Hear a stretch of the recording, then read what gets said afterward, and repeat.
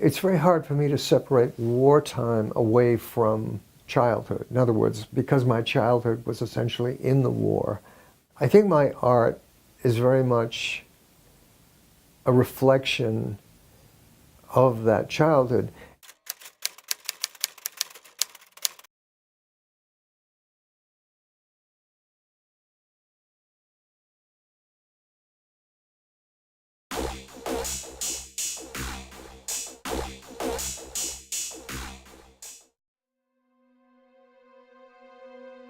James and Lily arranged for a watchman at the cemetery to alert them whenever a baby was taken to the tower.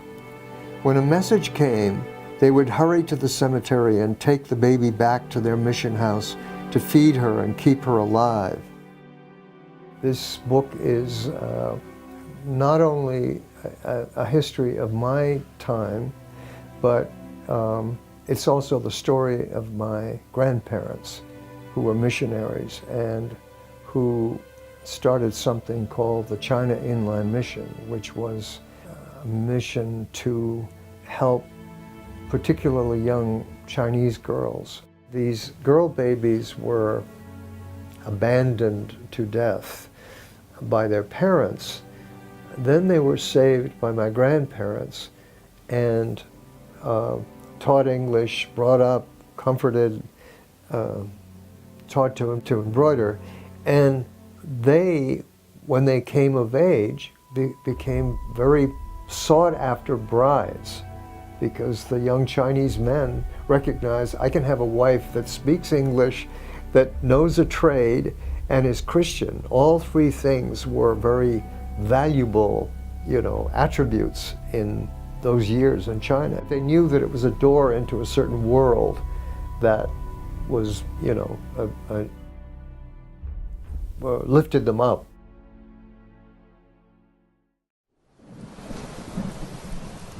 There was a lot of war talk in our house. My father and mother tried to keep the worst news out of the dinner conversations, but I heard enough to know that Germans were doing bad things in Europe and that the Japanese army was in our part of China. The Japanese army was very visible in the town. They were the ones that were, riding around in these cars with machine guns attached to them, and they were the ones on military motorcycles. They were the one in uniforms. There were these barricades that they would set up along the roads. A soldier would ask you for your papers, and if you didn't have your papers, or if you didn't have the right papers, they would inoculate you with a needle that they had used on several other people before you. So there was always the chance that, you were going to get infected with something or whatever. So it was a very humiliating and unpleasant situation. It was a childhood that might have affected someone else even more, but I managed to find my salvation in art. Many days I stayed inside the house with my mother or my ama, reading Winnie the Pooh or the Oz books, visiting the servants in the kitchen, or idly looking at the complicated scenes depicted in the painted scrolls on the living room walls. I've always wanted, whatever image I make, to be both convince you that it's a figure, it's a face, it's a horse, whatever I need to do. But at the same time, that it's always lines. If you're asking me how those scrolls affected me, is that the magic of these lines evoking trees, mountains, rivers, philosophers,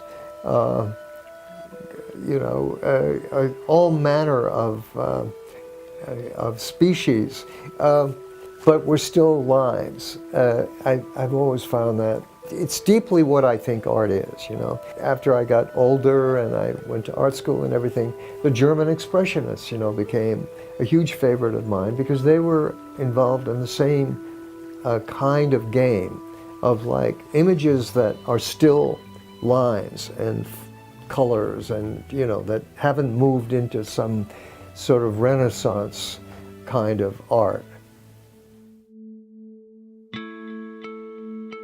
By the spring of 1940, there was no longer any attempt by the military authorities to disguise the fact that we were under their total control. In the summer of 1941, my father, mother, and I left on a small ship for the voyage to Shanghai.